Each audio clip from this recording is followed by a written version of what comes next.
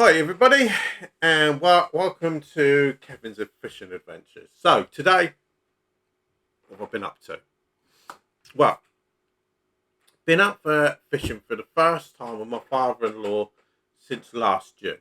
So, most years we go out on a regular basis, at least once or twice a month, and we haven't been out since the opening day of the river fishing season back last June. So that would have been 16th of June was the last time we actually went fishing. We went fishing on the River Itchen in Southampton. Okay, so been nagging at him for about 2 weeks, saying, "Look, I said, right, Dave, we're going fishing, whether you like it or not. Your wife's had enough of you at home all the time. We're going fishing." So he gave in and said, "All right, Kevin, we'll go fishing." Right. And I was stupid enough to say, "Right, let's go fly fishing." I've never been fly fishing in my life. I've got a fly rod. You've got a fly rod. You used to go fly fishing. You always tell me about these times you used to bag up, going trout fishing and everything. Let's go trout fishing. And he said, "Okay, where do you want to go?" So I said, "Let's go to Meon Springs Trout Fishery. You've spoken about it in the past." Right, so phone up Meon Springs a couple of days ago. And I said, "Is there any way we could do a day ticket? We don't want to keep the fish, okay? Father-in-law doesn't like fish to eat, okay? I'm not greatly keen on trout. I'll eat it. Got no problem with eating it, but I'm not greatly keen on it. Just want to do day fishing, catch and release." And they said, "Okay, but it's challenging." So I said to the guy on the phone, I said, "I'm a salesman. Lie to me. Tell me how easy it is." And he said, "I can't do that. I can't do that." I said, "Yeah, you can. You can lie to me." He said, "No, I can't." I said, "But come down and we'll show you the ropes." I said, "Okay, that's fine. That's no problem." So I booked up today. We go down there. Okay. Start practicing casting. And I'm a useless caster. The staff down there, absolutely brilliant. Get taken down to the catch and release, which is full of rainbow trout. Okay. Casting out for an hour. Bang. And I hook into a rainbow trout. And I was delighted. Wasn't the biggest fight, Maybe it's because I'm used to catching like conger eels, dogfish that can pull a bit. Okay. Barbel when I'm on the rivers with my father-in-law.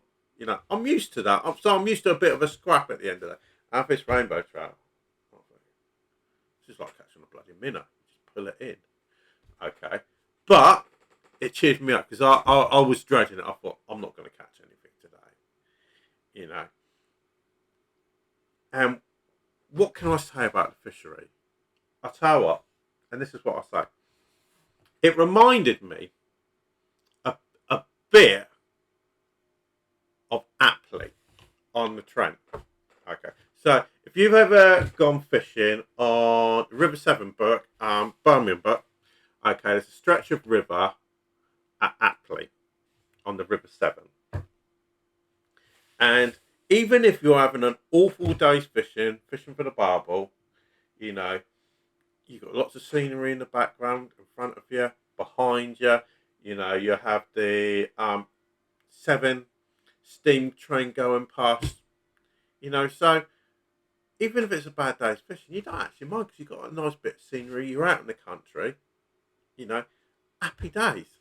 And that's what this was like. But I still caught fish.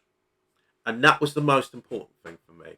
I caught myself my first ever rainbow trout. Now, when it came to my father-in-law, okay, he managed to get himself a fish, slightly bigger than mine. Sad to admit, but it was slightly bigger. Okay, he lost one as well. He cheesed me up a lot more. Okay, I shouldn't say that, but I will.